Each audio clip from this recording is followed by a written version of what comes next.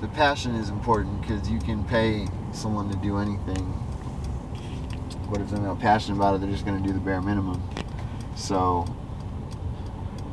like, say if you're a dishwasher at a restaurant, you know, it's good to take pride in your work, but there's only so much pride someone's going to take in getting soaking wet by the end of the night, getting paid minimum wage, you know, to taking shit from the cooks, like, I need some frying pans, like, all this bullshit that they got to deal with for minimum wage.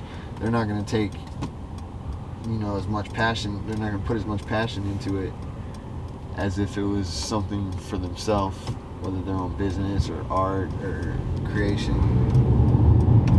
So passion's key in terms of the basis for happiness, in a sense.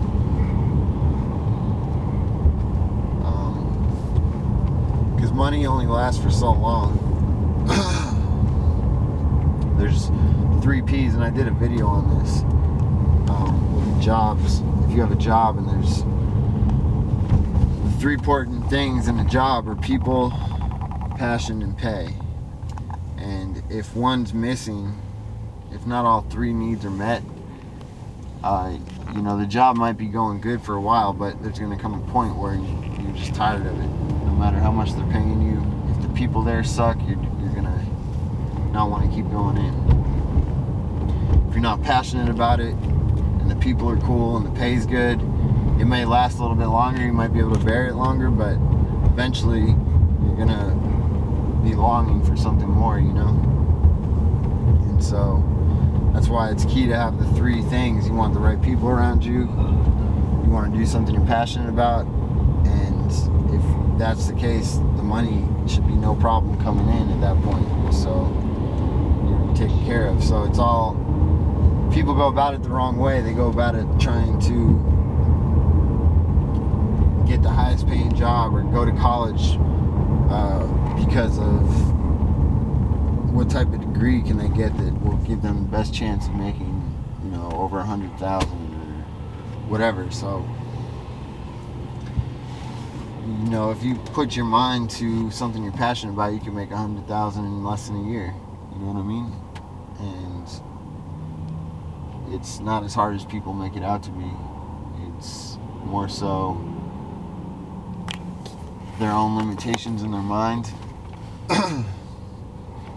and their self-doubt. And I'm not gonna lie, I'm not perfect. It happens to me all the time, and I gotta catch myself. And there's this book I'm reading called The 3 Steps to Success, and one of them is positive, looking at everything throughout your day in a positive version rather than a negative version, rather than saying, man, I'm running late, I'm sitting at this light hell long, it's taking hell long. I'm just reinforcing that I'm wasting time taking hell long. Or I could be like, I'm glad this light's red so I can sit here and talk to you more in depth rather than be preoccupied by driving. Whatever the case may be, try to find the benefit to it rather than intensify the negative of it. You know what I mean? Or people will just complain and complain and be like, just constantly complaining. It's a form of addiction. You know, you're addicted to complaining, or you don't feel right if you're not complaining. So throughout the day, if you have, you know, 51% of your thoughts and interactions are more positive than negative, you're gonna go to sleep that night feeling more accomplished, feeling better about your day, feeling better about what's gonna happen the next day.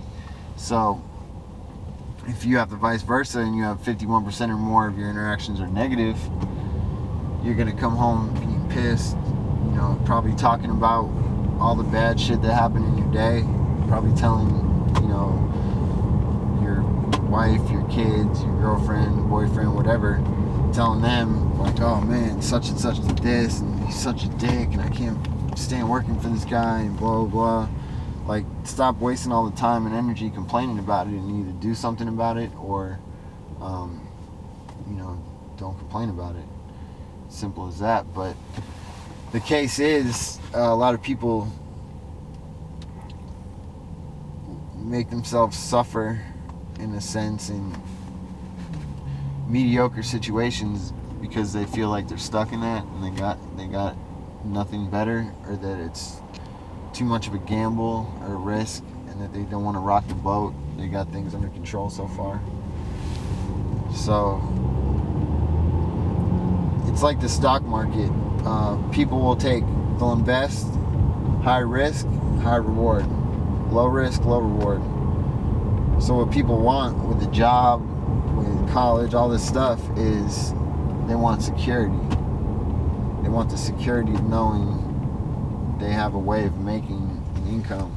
And up until recently, I feel more and more people are becoming keen to the fact that it's not dependent on your college degree anymore like it was for past generations.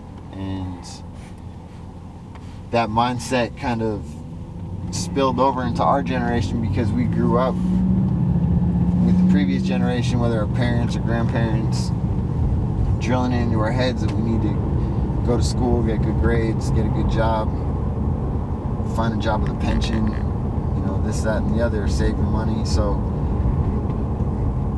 that mindset's drilled into your head since we're kids, and we don't ever break free from that. And it's when you break free from that thinking is when you allow yourself to make more money and become more successful.